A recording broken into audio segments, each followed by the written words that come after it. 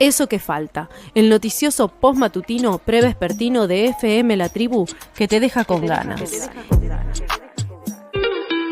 Decíamos en el comienzo del programa que algunas de las cosas que faltan es poner el foco en la gestión de Jorge Macri. Es por eso que estamos en comunicación con Eva Kopsowitis. Ella es ingeniera civil, docente e investigadora, integrante también del Observatorio del Derecho a la Ciudad. Hola Eva, ¿cómo estás? Natacha te saluda al aire de FM La Tribu. ¿Qué tal? ¿Cómo están? Buenos días, buenas tardes a todos, a todas. Bien, estamos muy contentos de estar con vos porque es el momento en el que en serio le ponemos el foco a la gestión de Jorge Macri, que está pasando bastante desapercibida y que está bueno que vos con el observatorio nos recuerden qué está sucediendo, cuáles son los ejes de gestión del el jefe del gobierno de la ciudad, ¿no? Sí, la verdad es que Jorge Macri en estos pocos meses de gestión ha pasado bastante desapercibido. Si bien la ciudad viene profundizando la emergencia habitacional, ambiental y urbanística. Hace muy poquitos días se conocían los datos de las canastas de consumo, es decir, los ingresos necesarios para que un hogar no sea considerado un hogar indigente, pobre o pueda ser un hogar de clase media en la ciudad de Buenos Aires. En la ciudad de Buenos Aires, para no estar en situación de indigencia, un hogar necesita más de 467.000 pesos por mes. Para no ser pobre, un hogar necesita 825.000 pesos por mes. Y para ser de clase media, necesita un hogar 1.264.000 pesos por mes como mínimo. Claro, todo esto si consideramos que no se paga un alquiler. Por lo tanto, en la ciudad de Buenos Aires, un hogar para ser de clase media, si paga un alquiler de un departamento de 2 ambientes, necesita más de 1.700.000 pesos. Y por supuesto que este contexto social y económico de las familias porteñas es un contexto crítico. En ese marco, la propuesta de nuestro jefe de gobierno es el ajuste. Es decir, cuando Jorge Macri asume la gestión en la ciudad de Buenos Aires, nos propone 2 ejes para la gestión. Por un lado, la austeridad, es decir, el ajuste, y por otro lado, lo que nos propone es el apego al orden y a la ley. Así que, en estos 2 ejes, pivotea la gestión de Jorge Macri. Pero veamos un poco de qué trata, ¿no? Esto de la austeridad por un lado y del apego a la ley por otro. La verdad es que esta idea de la austeridad o del ajuste no es cualquier tipo de ajuste. El ajuste que nos están proponiendo es un ajuste en las políticas sociales, en las trabajadoras y trabajadores que sostienen esas políticas sociales, en la infraestructura. Las obras de infraestructura en la ciudad de Buenos Aires están completamente paralizadas. Estoy hablando de obras que son claves, como por ejemplo los tendidos de agua y de cloaca en las villas porteñas, y por supuesto el ajuste tiene que ver con los servicios públicos, y hace semanas, ¿sí?, que venimos transitando y asistiendo a ese brutal tarifazo en el servicio de subte. Los grandes privilegiados de siempre, es decir, las grandes corporaciones económicas e inmobiliarias que recibieron importantísimos beneficios durante la gestión de Larreta, sobre todo beneficios impositivos a los que no accede ningún otro porteño y porteña, esos privilegios, ¿sí?, siguen absolutamente intactos. Es decir, que el ajuste solamente es para algunos sectores. Sí, Eva, ¿Sí?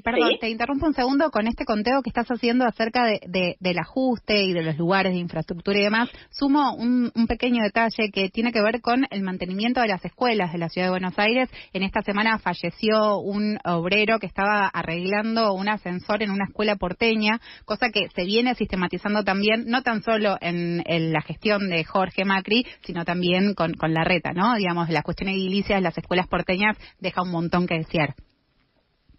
Absolutamente. Y un dato no menor, lo que el gobierno de la ciudad destina un mes para el pago de subsidios a la educación de gestión privada equivale a todo un año de mantenimiento de infraestructura escolar para las escuelas públicas. Por lo tanto, ahí también vemos, ¿sí?, claramente que la educación pública no es una prioridad para este gobierno, como tampoco lo era para las gestiones anteriores.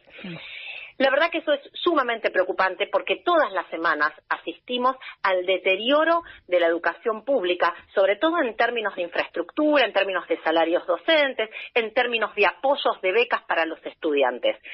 Pero yendo al otro eje, el eje que tiene que ver justamente con este apego, ¿sí?, a la ley, este apego a la Constitución y este apego al orden, la verdad es que cuando empezamos a analizar estos pocos meses de gestión, vemos que esto no es así. Tenemos algunos ejemplos. Arranquemos con el caso, por ejemplo, del tarifazo de la tarifa de subte. La semana pasada, la jueza Elena Liberatori le dio al gobierno de la ciudad 5 días hábiles para que presenten un nuevo cuadro tarifario, es decir, una nueva tarifa justa y razonable como establece la ley que regula el servicio de subte. La jueza, en su escrito, planteó severas irregularidades detectadas en esa nueva tarifa de subte. También planteó que quedaba claro que el gobierno de la ciudad lo que quería era trasladarle la totalidad de la carga de sostener el servicio de subte a las y los usuarios. ¿Para qué? Para entonces minimizar el subsidio que hace el gobierno y garantizarle ganancias completamente descontroladas a la empresa privatizada que gestiona el servicio, que se llama EMOVA. Lamentablemente, el gobierno apeló este fallo, en lugar de ir con una tarifa justa y razonable dentro del plazo que la justicia le ordenó, y al apelar el fallo, la Cámara lo que hizo fue suspender la medida cautelar que detenía ese tarifazo hasta tanto el gobierno planteara una alternativa superadora. Pero lo que acá está claro es que la justicia en primera instancia detectó cantidad de irregularidades y de incumplimientos, en este caso, a la ley que regula el servicio de subte. Okay. Otro caso también bastante emblemático tiene que ver con lo que sucede con algunos servicios que son muy básicos. Por ejemplo, el acceso al agua. La verdad es que en esta lógica de la austeridad, en esta lógica del ajuste, el jefe de gobierno llega a niveles tan extremos que el ajuste termina desobedeciendo sentencias judiciales. En varias columnas hemos conversado respecto al fallo en relación al acceso al agua en villas y asentamientos, fallo que tuvo lugar en plena pandemia cuando un grupo de mujeres referentas de distintas villas de la ciudad de Buenos Aires, acompañadas por el observatorio, por la Cátedra de Ingeniería Comunitaria, asistieron a la justicia, presentaron una acción colectiva de amparo y le exigieron en plena pandemia al gobierno de la ciudad que garantice el acceso al agua en todas las villas porteñas en igualdad de condiciones. Hace 5 años que la justicia, 4, que la justicia le ordenó al gobierno que elabore primero un plan de emergencia y en segundo lugar que garantice el acceso al agua en igualdad de condiciones.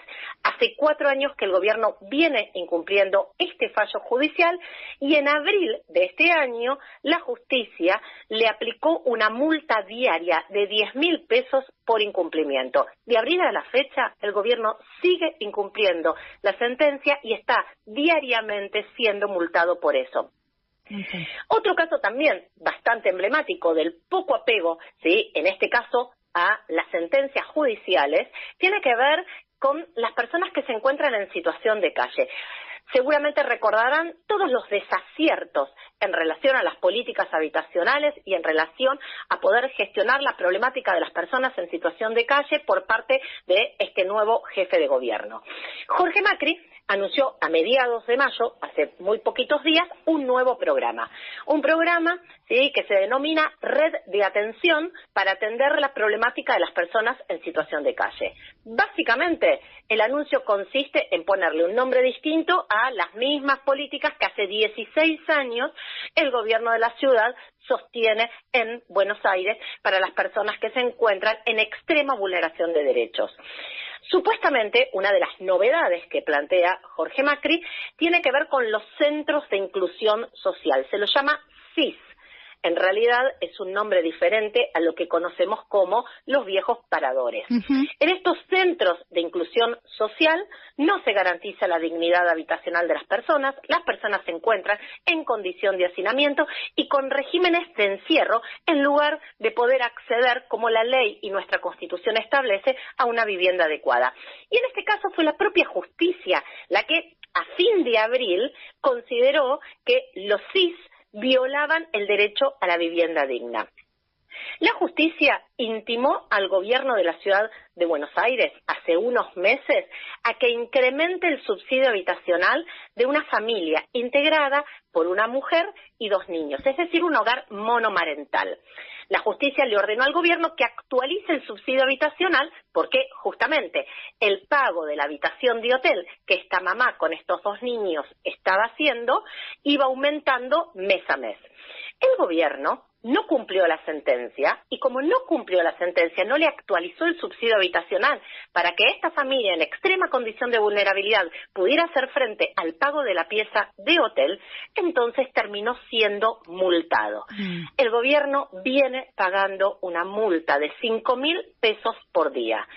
Estas multas ya acumularon 290.000 pesos y superan el dinero que el gobierno le debería haber dado a esta familia para actualizar ese subsidio y que esta familia entonces pueda pagar, ¿sí?, mensualmente la habitación del hotel. Sí. Eva, la realidad es que... Sí, te interrumpo un segundito con respecto a esto, perdón, que muchas veces también lo que sucede con este, subsidio habitacional, muchos hoteles tampoco aceptan el subsidio del gobierno de la ciudad, por lo tanto, hace falta también que alguien se meta para regular y comprobar que realmente se está cumpliendo, ¿no? Porque hay muchos casos de familias desalojadas, monomarentales, que quieren acceder a través de la pensión a diferentes lugares para poder dormir en un lugar que no sea un parador y no desde los hoteles o de las pensiones no les admiten el pago del gobierno de la ciudad.